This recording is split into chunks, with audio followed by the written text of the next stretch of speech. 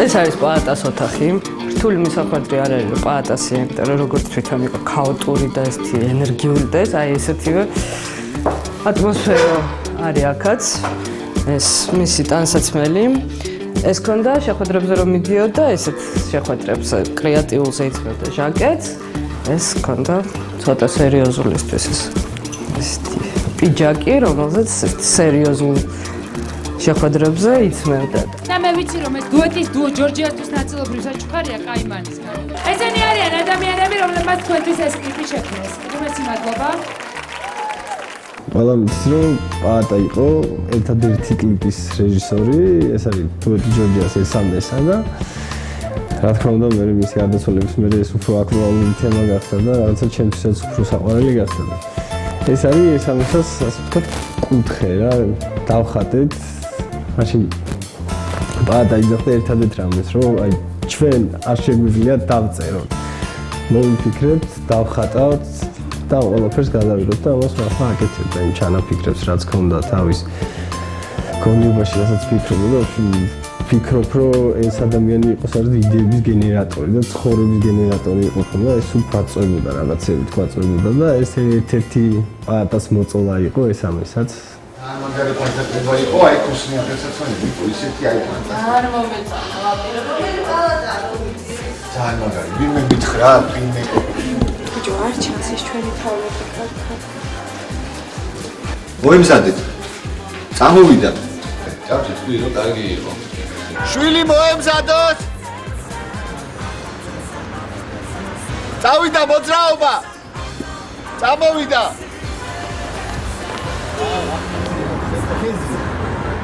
კარებში. ამას ხომ იცი მე. მე შეტრიალდები რა. მესმის? ჩვენ გაკურვებული კურს მეც ხტები არც აძლევ რა. ცოტა ხო? ცოტა არ არის, არ ელოდები და კლიენტს და კურს გაკურვებს რა უკვე.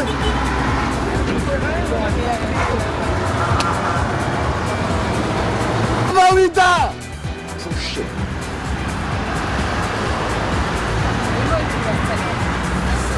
კაიმანდა.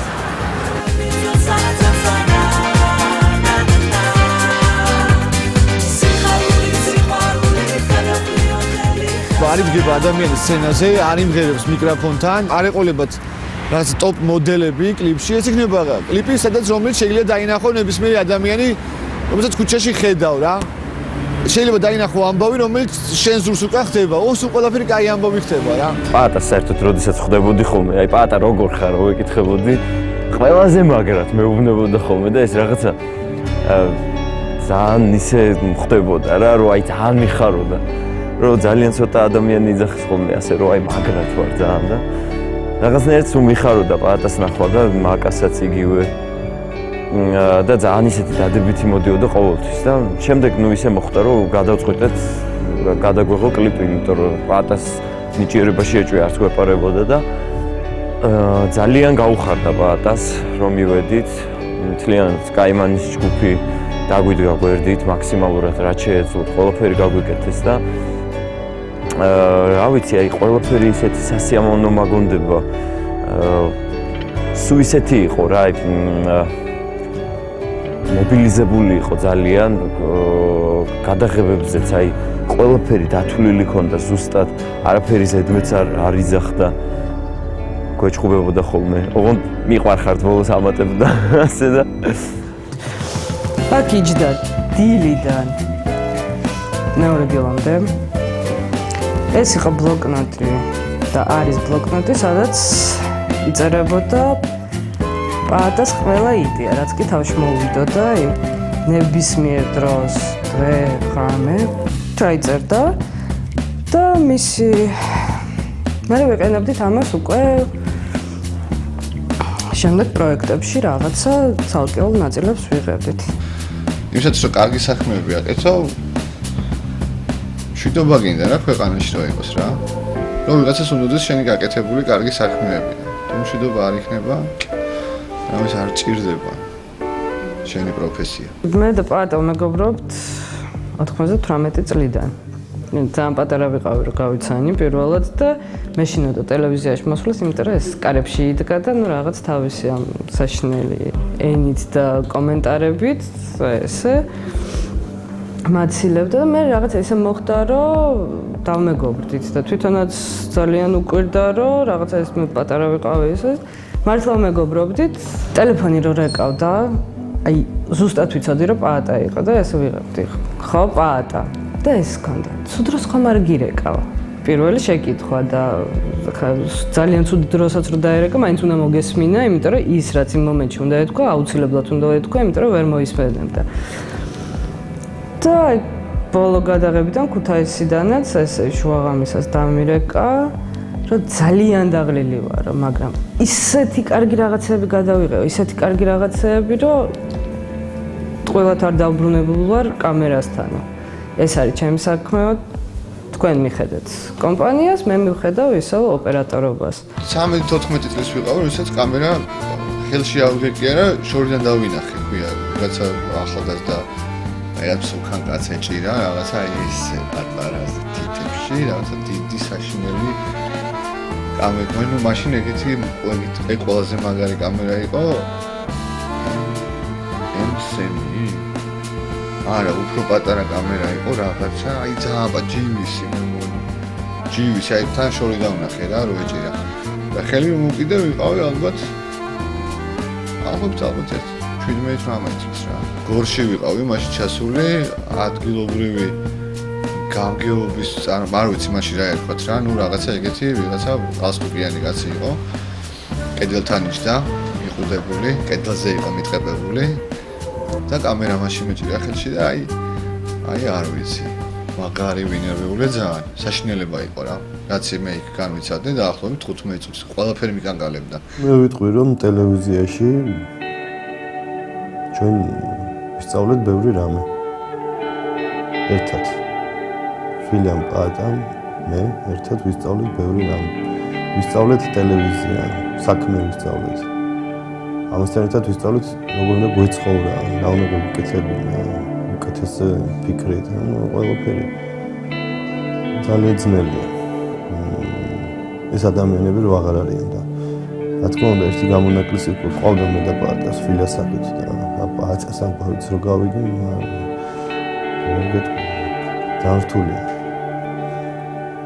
ვერასოდეს ვერ წარმოვიდგინე, აი ამ წუთასაც მჯერა რომ სადღაც არის. იყო, ნუ გასვენების პერიოდი, როცა იყო, მაშინ ძალიან ძნელი იყო ჩემთვის ამ ყველაფრის ჩემი თვალით ყურება, მაგრამ მაინც ადამიანები ვართ და თავს ვერ მოიკლავ ხო. სადღაც საკუთარ თავს დავაჯერებ, სადღაც არის და უბრალოდ ვერ ვნახავ. ახლად მოსული იყო ტელევიზიაში პაატა პირველი გადაცემა რო გავაკეთეთ, თან მივლინებაში წავედით, წითელ ჯვარზე იყო გადაცემა და რამდენიმე დღე ერთად ვიყავით. და მას მერე იმ წუთშივე გამოჩნდა რომ ნიჭიერი ადამიანია და რაღაც ისეთი ხედვა აქვს რომ კარგია მასთან მუშაობა და მე სულ ერთად მუშაობდით თითქმის არ ვიცი 1-14-15 წელი უწყვეტად პაატა იყო სულ ჩვენი ჩემი გადაცემები ჩვენი გადაცემების ოპერატორი მე 10 თვე 10 თვის ერთ-ერთ მანძილზე ვიყავი მუშევარი და პაატა გადაწყვიტა რომ მიპატრონოს მომხედოს თუ იშოვიდა რაღაცა დაკვეთას ას არეკლამო ფილმი იყო ას არეკლამო სიუჟეტი აუცილებლად ტექსტს მემაწერი მე მართლა არა ადეკვატურად ეს თუ ჰონორარს მეკდიდა რომ ხვდებოდი რომ ეს ჟესტი იყო რომ არ მივეტოვებინე და სულ ესამემოდა შევ მოიცა დადგეს ჩემი სტუდია ფეხზე შენ ხო იცი არაფერი გაგიჭირდება შევ ჩვენ ერთად უნდა ვიყოთ და პაატა მართლა მეგულებოდა იმედი ერთ-ერთი ეს ადამიანი იყო რომლის იმედიც მქონდა მუდმივად იყო ჩხუბი დაფაზე წერეთ ყველა დავალება მე ხო იცით ყველაფერი მავიწყდება ამიტომ დაფაზე დამიწერეთ დაუწერდით დღემდე წერია ტყვილი ქვეყანა პაატა კანტი პაატა მეორე დღეს მოდიოდა და ან მესამე დღეს ჩხუბობდა რატო არ დამიწერეთ დაფაზე მივიდო და უი წერია ხო გამახსენდა გავაკეთებ და განსაკუთრებული კვერცხის მოხარშვა იციანო და ყველამ გასინჯეთ აუცილებლად. მე მოვიდო და აქ და მეტყოდა ზია გამარჯობა განსაკუთრებით ჩვენთვის. აბა თუ მიხვდები რა მინდა? მე ვეტყოდი თურქული ყავა, ყოჩაღზია, გამიკეთე. და თუ ის ყავა არ მოეწონებოდა, გეჭყუბებოდა, ან რაღაცას გეტყოდა. მე ძალიან იშვიათად რომ პაატაზე ვისაუბრო როგორც წარსულში. იქიდან გამომდინარე რომ ეხა ტელევიზიაში რომ მოვდიოდი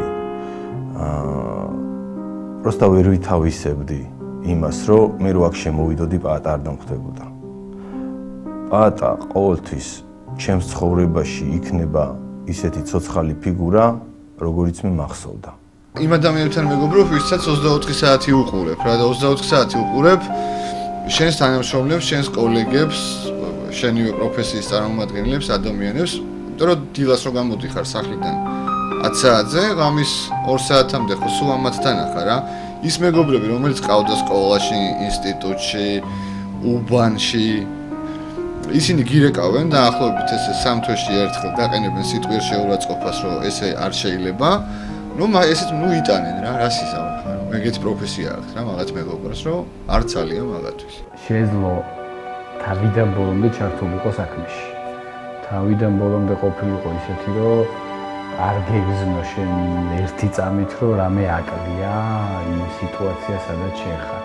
და მაქსიმალურად ვცდილობდა მეგობარიც ყოფილიყო და საქმეს კარგად გაეკეთებინა. ზოგჯერ გამოგვდიოდა ეს, ზოგჯერ ნაკლებად, მაგრამ პაატასთან მუშაობა მიუხედავად იმისა, რომ ვშხუბობდით, მიუხედავად იმისა, რომ არაერთხელ ის კრანზე ყოფილა აფრენილი რაღაცა 3-4 მეტრზე და ჩემი ხმა არ გაუბონია რამოდენიმე კვირის მერე და ხანდრა მისვრია მისთვის და ხანდრა, მაგრამ მინდა გითხრათ, რომ არასოდეს, მიუხედავად იმისა, რომ ასაკში სხვაობა იყო და ის ჩემზე უფროსია და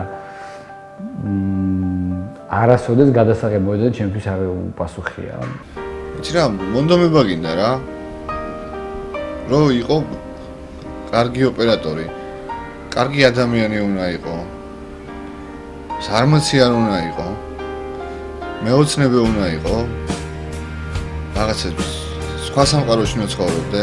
აი, ისეთ სამყაროში, რომელიც სამყაროც არ არსებობს შენს გარშემო, შეიძლება ითქვას, შენ თონა ხატავდე, ქმნიდე შენს წარმოსახვაში. მეოცნები უნდა იყო. გადაღებას ცნობილია, რომ ცოტა აგრესიული და უხეში ვარ და შესაბამისად ჩემი ახალი მეუღლე თან მახლავს, ეს არის ვიღებთ Souls Clips, ნინე ბადურაშვილის ვიდეო რგოლი. და რაღაცა რომ მოხდება და გაუბრაზდები გვერდზე ახალი მოყალმი ცოლი მყავს და ანეიტრალებს, მაგრამ ამას მე ხო ვერ ხვდები.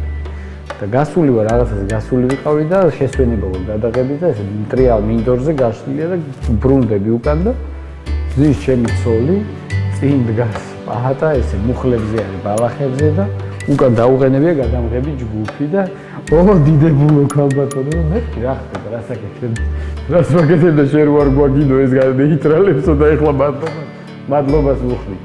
ანუ ეს იუმორი გზნობა რომელიც პაატას გააჩნდა ხშირად შველოდა ხოლმე მას და ჩვენც ყველას და გამოვყავდით მდგომარეობით. ხედავთ თუ არა ინკოგნიტო ბავშვებში იმ ნიშს, რომ როდესმე მომავალში ისინი ოპერატორები გამოვლენ. ოცნების საშუალება ყველა ბავშვს აქვს რა. რო ეს მაყურებს მე რატომ მიღებთ? რა ვიცი. მე ვაშ გადაგიღეთ. კაი, გავარძელეთ.